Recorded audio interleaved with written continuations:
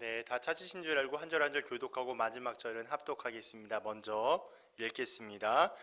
그러므로 우리에게 큰 대제사장이 계시니 승천하시니 곧 하나님의 아들 예수시라.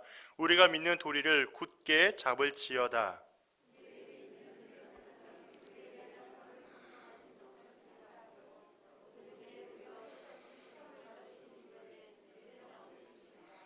그러므로 우리는 긍휼하심을 받고 때를 따라 돈 은혜를 얻기 위하여 은혜의 보좌 앞에 담대히 나아갈 것이니라.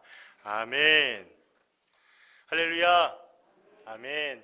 성도님들을 귀한 시간 예배 가운데 만나서 너무나 기쁘고 감사하고 설레입니다. 네. 제가 우리 교회에서 이제 사역한 지 3년 차가 되었는데요. 대배 설교는 오늘이 처음입니다. 그래서 얼마나 어제 잠을 잘 못 잤던 것 같아요. 그래서 너무 기쁘고 설레서 실수하더라도 은혜의 눈과 귀로 또 함께하면 좋겠습니다. 말씀을 준비하면서 많은 고민을 하게 되었습니다. 어떠한 말씀, 어떠한 본문으로 성도님들께 복음을 나눌 수 있을까? 어떻게 하면 이 시간 가운데 십자가의 복음을 전해줄 수 있을까? 여러 가지 고민하는 가운데 한 가지 단어로 축약됐습니다. 무엇일까요? 바로 예수 그리스도입니다.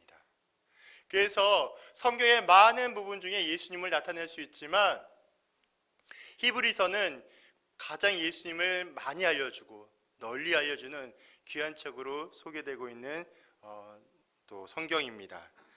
그래서 히브리서를 바라보게 되면요, 히브리서는 1세기 때 유대교에서 기독교로 개종한 자들에게 올바른 신앙의 권면과 위로를 주기 위한 목적으로 쓰여진 성경입니다. 그래서 히브리어 내용을 보면 구약에 인용된 내용들이 많이 있습니다. 이렇게 구약에 인용된 내용들이 많이 있는 것을 바라보면 바로 개종한 기독교인들을 위함으로 알 수 있게 되는 것이죠. 내용을 살펴보면 제사에 대한 내용 혹은 제사장에 대한 내용들이 어렵지 않게 발견합니다.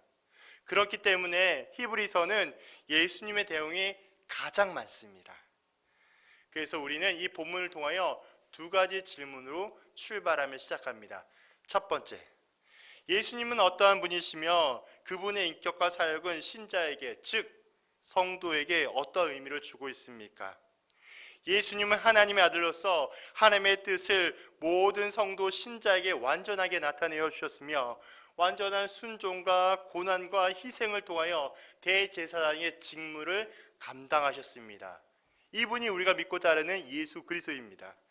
두 번째, 예수님을 믿고 따르는 신자, 즉 성도는 어떻게 생활해야 되겠습니까? 신자는 자기에게 주어진 모든 고난과 어려움을 오직 믿음으로 지켜야 합니다. 모든 고난을 통하여 구원을 이루어내신 것처럼 그 예수님처럼 우리의 참된 신앙의 모습을 바로 믿음으로 우리가 이기며 갖추어야 하기 때문인 것이죠. 그래서 예수님께서는 친히 이 땅 가운데 오셨습니다. 그리고 영원한 대제사장이 되어 주셨고요, 우리의 구원자와 산 소망이 되어 주셨습니다. 이제 예수님이 어떠한 분인지 우리 좀 더 구체적으로 나눠 볼 것인데요, 특별히 오늘 부활 행사를 또 진행하는 귀한 날로 이렇게 되었더라고요. 그래서 너무나 감사한 게 예수님을 좀 더 알고 기억하는 시간이 되면 좋겠다라는 생각이 들었습니다. 첫 번째는 바로 예수님은 승천하신 하나님의 아들입니다. 함께 말씀 읽어보시죠. 히브리서 4장 14절입니다. 시작.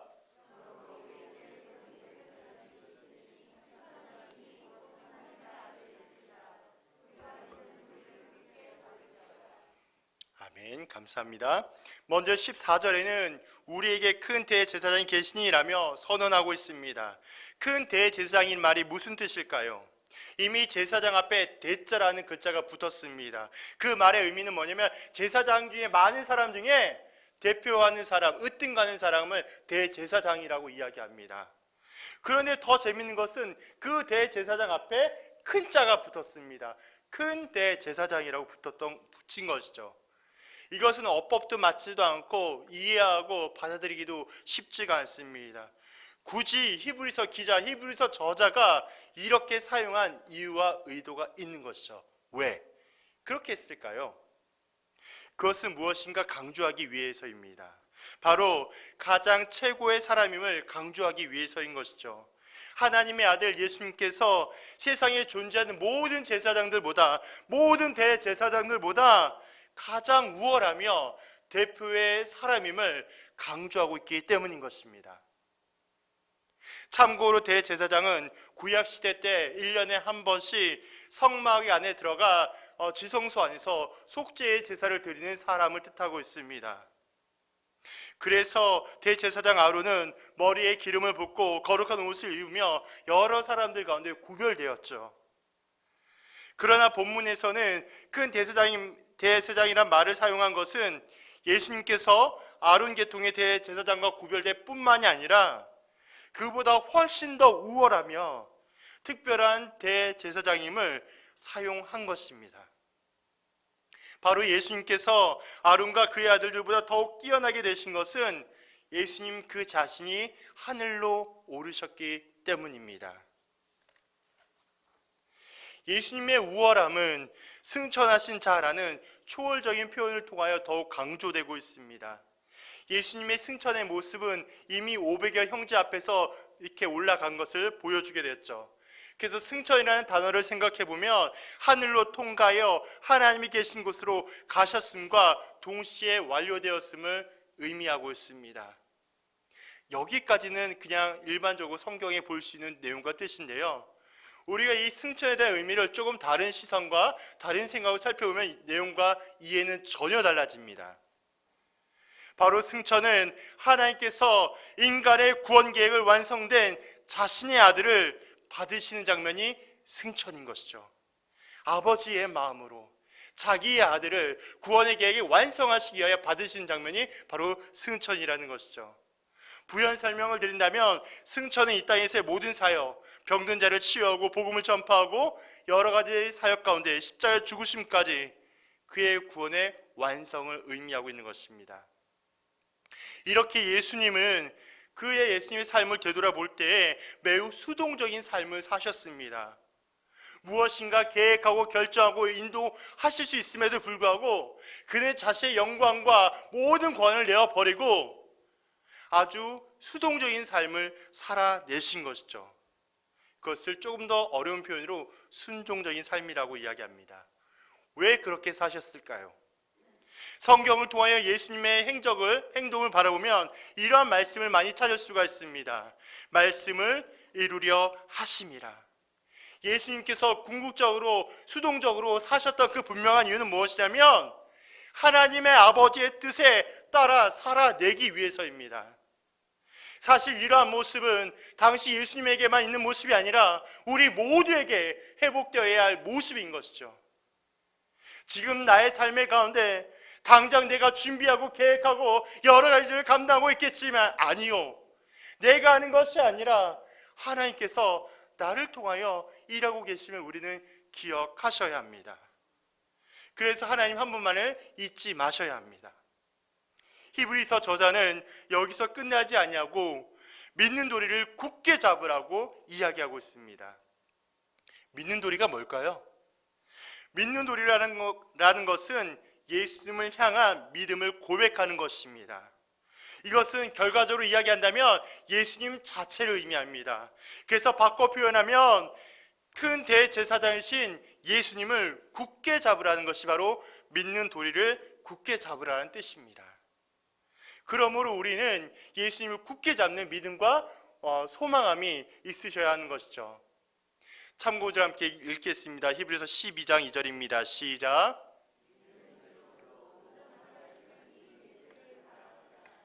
아멘. 여기서 바라보자의 원어는 시선과 마음을 고정시키다라는 의미가 있습니다.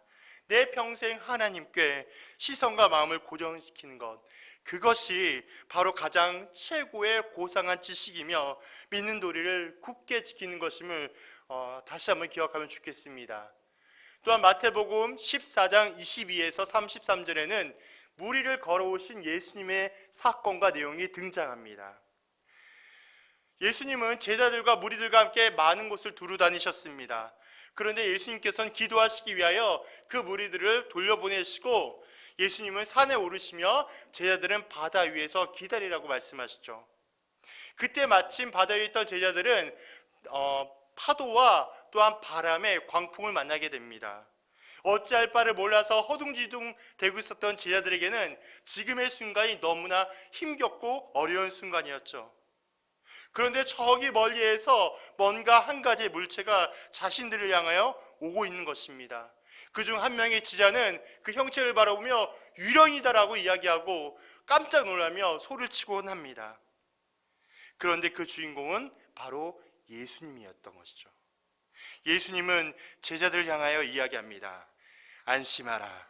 나니 두려워하지 말라. 그렇게 안심시켜 주었지만 제자들 가운데 베드로는 더욱 확실한 무엇인가 필요했는지 예수님을 향하여 제안합니다.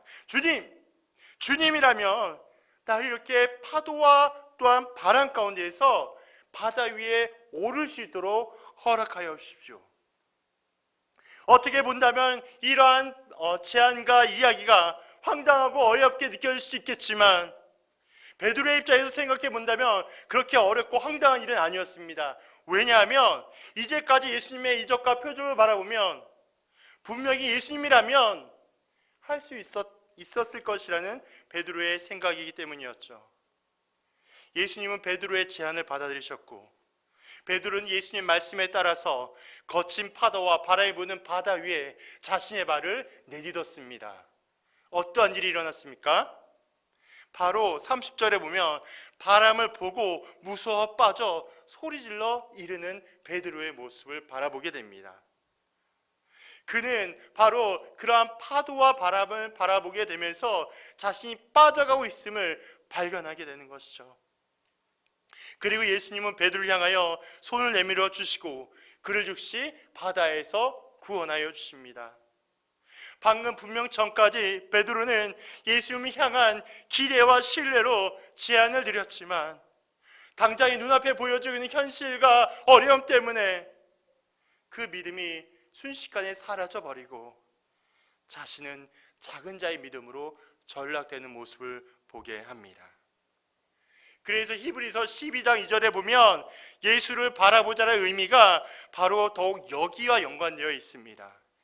나의 어려운 문제와 고난 앞에 도무지 해결할 수 없을 것만 같은, 절대 포기할 것만 같은 일들이 있다 할지라도 예수님께 의지하고 맡기면 더 이상 문제가 되지 않습니다. 비록 내가 아무것도 아닌 존재임을 철저히 인정하고 조금 더 쉬운 표현으로 바꾼다면 아버지 살려주세요, 주님 도와주세요, 나를 붙잡아 주세요 라고 고백만 한다면 아버지께서 되신 우리 하나님이 자녀된 우리를 절대 포기하지 않으시고 따뜻한 손으로 내밀어 주시면서 우리를 견고하게 붙잡아 주십니다. 그분이 바로 하나님의 아들 승천하신 예수 그리스도입니다. 두 번째는요, 예수님은 우리의 연약함을 채울하시는 분이시지만 그리고 전혀 죄가 없으신 분이십니다. 히브리서 4장 15절 함께 읽어보겠습니다. 시작.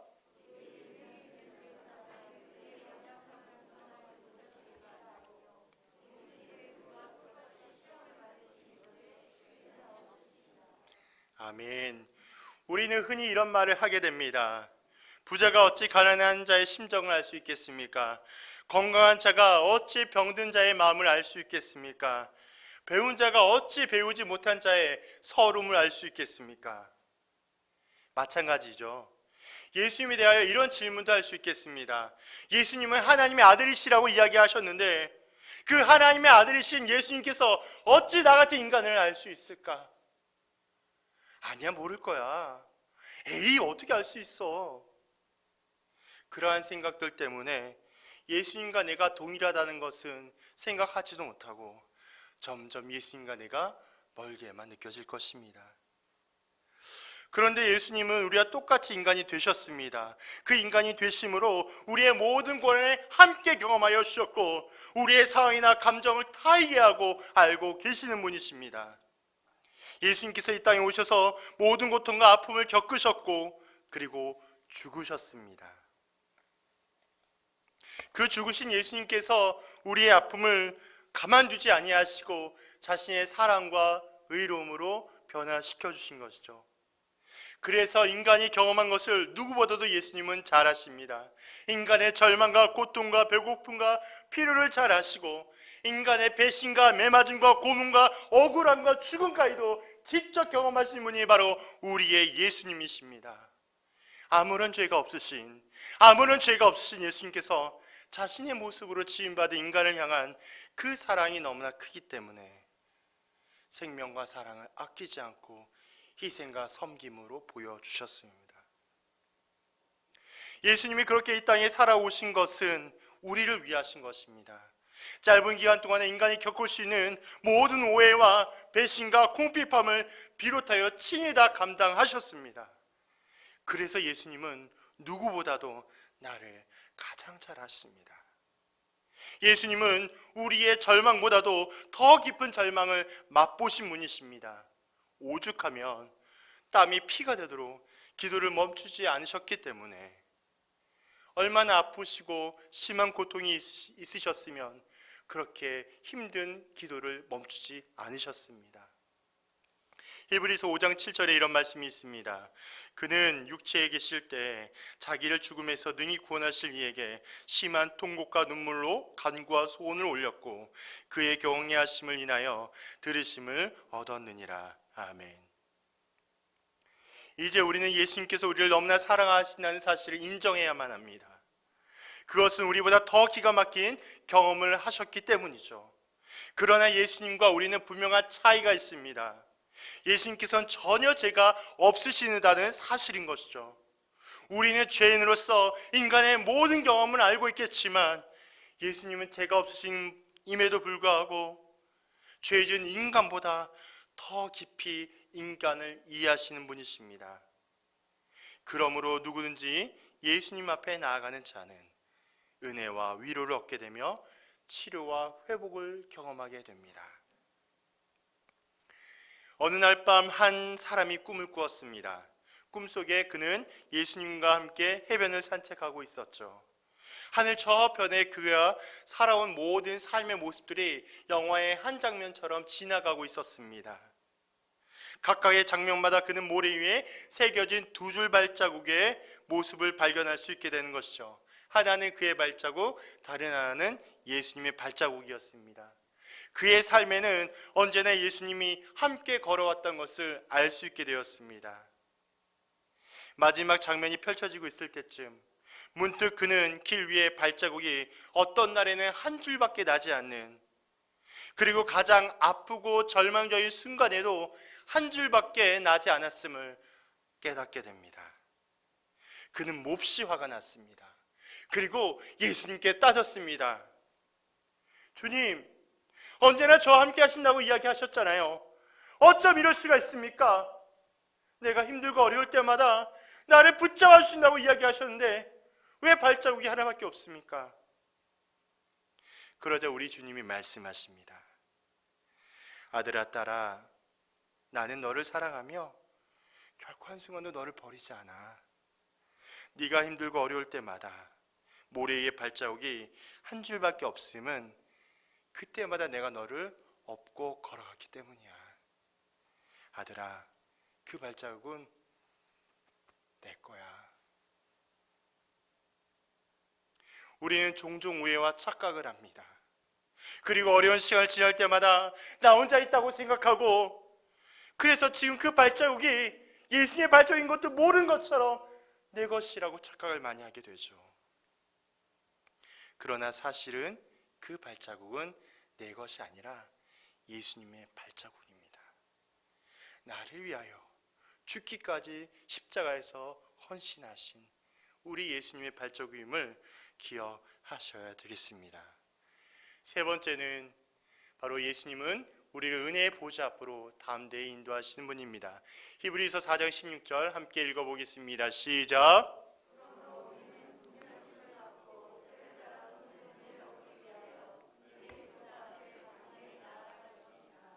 아멘. 우리의 큰 대제사장이신 하나님의 아들 예수님께서는 우리의 연약함을 체휼하시기 위하여 은혜의 보좌 앞으로 우리를 담대하게 인도하여 주십니다. 우리가 은혜의 보좌 앞으로 인도함을 받는 것은 성도로서, 신자로서 어떻게 살아야 할지 구체적으로 제시를 받는 것이죠. 첫 번째로 먼저 긍휼하심을 받아야 합니다. 예수님을 믿고 따르는 핵심에는 바로 긍휼이 있습니다. 긍휼은 하나님께서 택하신 백성을 향한 구원 약속에 기초하며 하나님의 신실하고 성실하신 사랑을 가장 정확하게 표현한 것입니다. 조금 더 익숙한 표현으로 바꾸게 된다면 긍휼은 은혜입니다. 자격 없는 내가 오직 예수님의 십자가의 은혜와 부활하심으로 하나님의 자녀가 되었습니다. 이것은 나의 어떤 노력과 수고가 아니라 오직 예수님의 은혜로만 값없이 얻은 것이죠. 그래서 하나님의 은혜를 얻으려면 그 은혜를 간구하고 고백해야 합니다.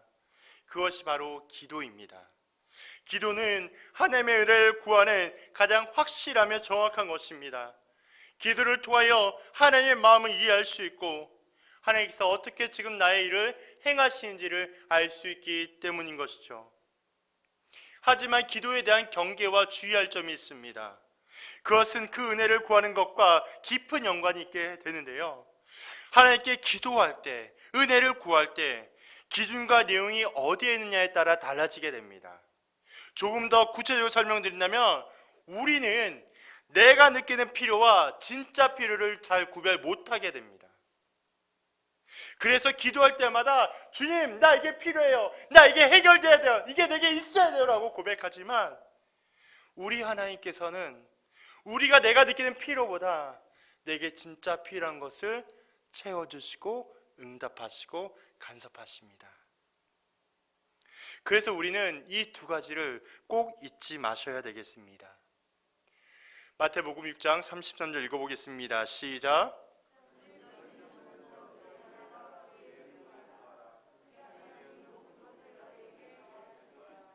아멘. 제가 일부러 여기서 의를 좀 크게 표현했는데요. 여기서 나오는 의는 바로 예수 그리스도를 의미하고 있습니다. 예수님께서는 하나님의 나라를 선포하시면서 바로 하나님 나라를 구하는 것은 자기 자신을 구하는 것과 똑같다고 이야기하고 있습니다. 그래서 잊지 말고 기억해야 할 것은 내가 느끼는 필요를 채우고 구하는 것이 아니라 하나님께서 내게 주신 계획을, 그 뜻을 물으며 하나님 뜻이 온전히 내게 이루어질 수 있도록 구하는 기도가 너무나 중요합니다.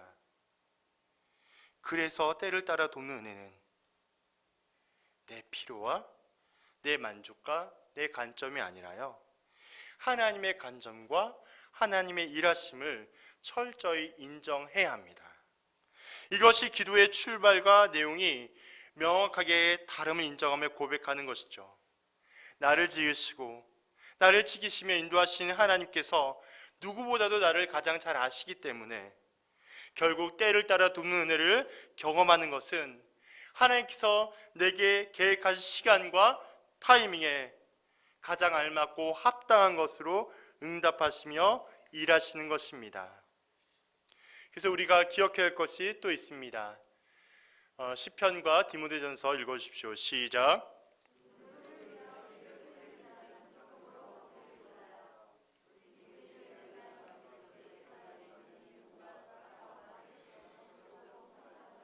아멘. 우리 가운데 아주 오랜 기도 제목으로 힘겨운 시간을 보내고 계시는 분이 있다면 절대 낙심하지 마십시오. 하나님께서는 지금 어렵고 힘든 상황 가운데 눈물을 흘리며 아파하는 우리를 위하여 일하고 계십니다.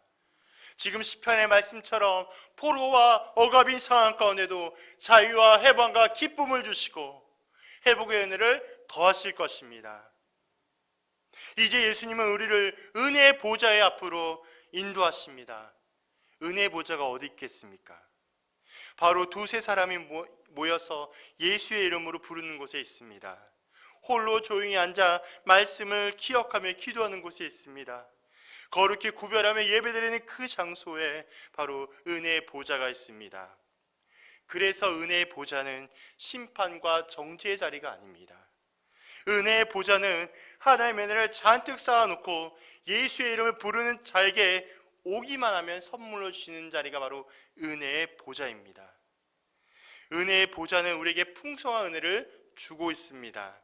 그것도 상상을 초월할 만큼 넘치게 주고 있습니다. 그것이 바로 은혜의 보좌인 것이죠. 예수님을 믿고 따르는 자들에게 은혜를 빼면 무엇이 남겠습니까? 아무것도 없죠. 그래서 하나님께서 우리를 너무나 사랑하시기 때문에 묻지도 따지지도 않으시고 제한 없이 아주 풍성하게 주시는 것이 바로 하나님의 은혜입니다. 이러한 은혜를 하나님께서 우리 모두에게 주시려고 은혜의 보좌로 준비하고 계십니다. 그리고 예수님은 그곳에서 우리를 위하여 늘 중보기도 하고 계십니다. 우리가 오직 해야 할 것은 은혜의 보좌 앞에 나아가기만 하면 됩니다. 여기서 나아간다라는 말은 현재 동사입니다. 조금 더 쉽게 표현하면 계속적으로 끊임없이 행동하는 것을 의미하는 것이죠. 그래서 다시 종합해 보면 하나님의 은혜를 계속하여 찾아 나아간다는 것이 바로 은혜의 보좌 앞에 나아간다는 뜻이죠. 그래서 우리는 이러한 사실들을 기억하며 은혜의 보좌를 다시 한번 잊지 않는 성도님들 되었으면 좋겠습니다. 에베소서 3장 12절 읽어보겠습니다. 시작.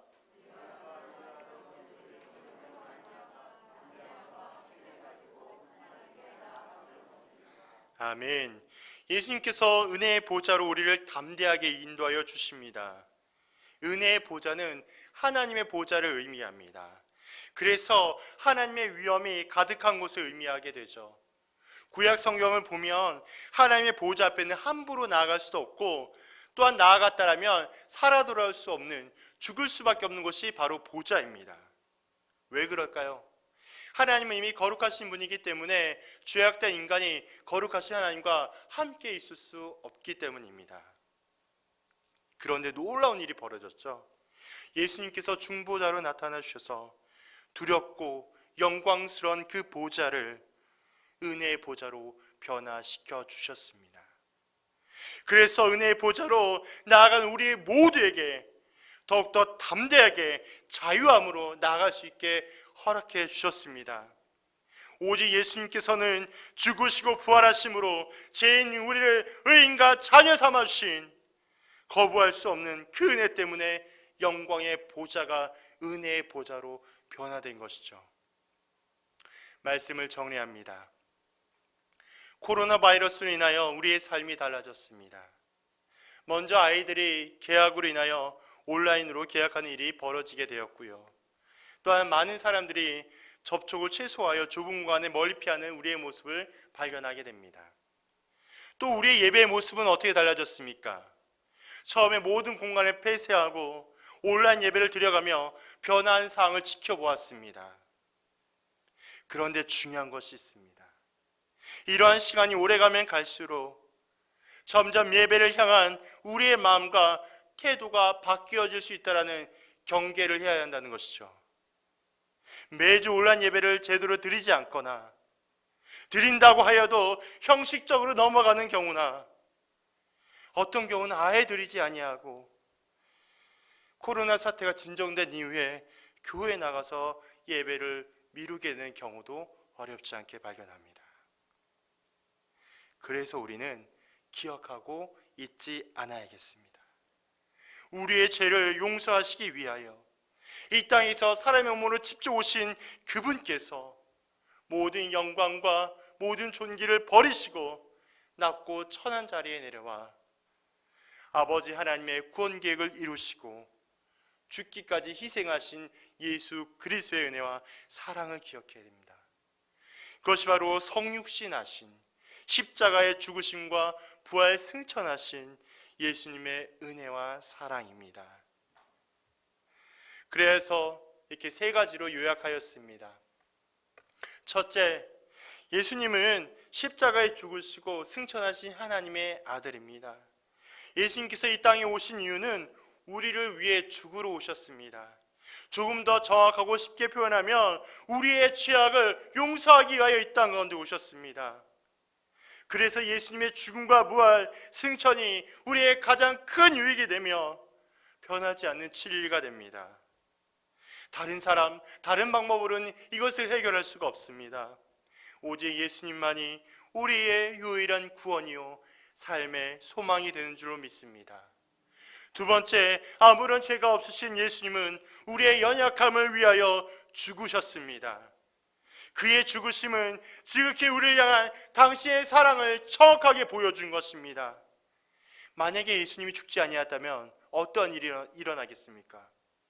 우리는 하나님의 그 공의로운 잣대 앞에 영원히 진노와 형벌을 면할 수 없는 지옥에 떨어져서 그 고통과 아픔 가운데 놓일 수밖에 없는 존재가 되고 말 것입니다.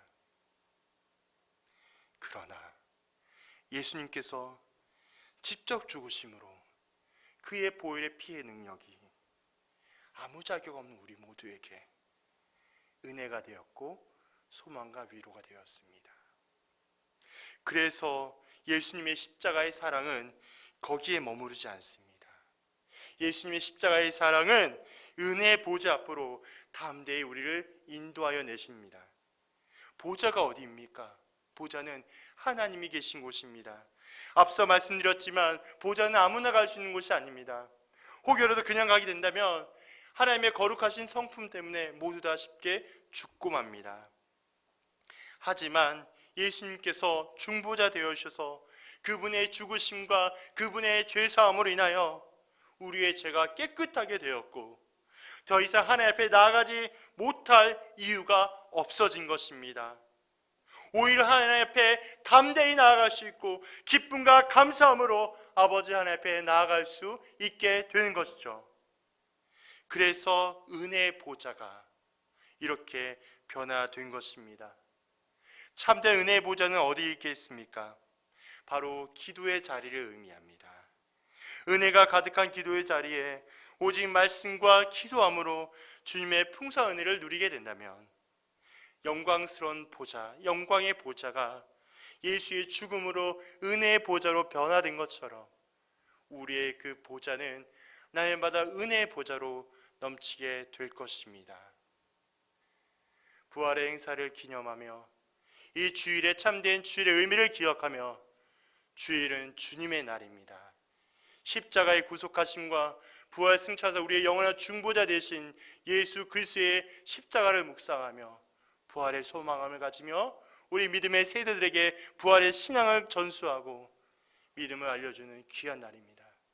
우리가 이 귀한 의미를 기억하며 오늘도 그리스도의 은혜 가운데 살아가는 저와 성도님들이 되기를 주의 이름으로 축원드립니다. 아멘.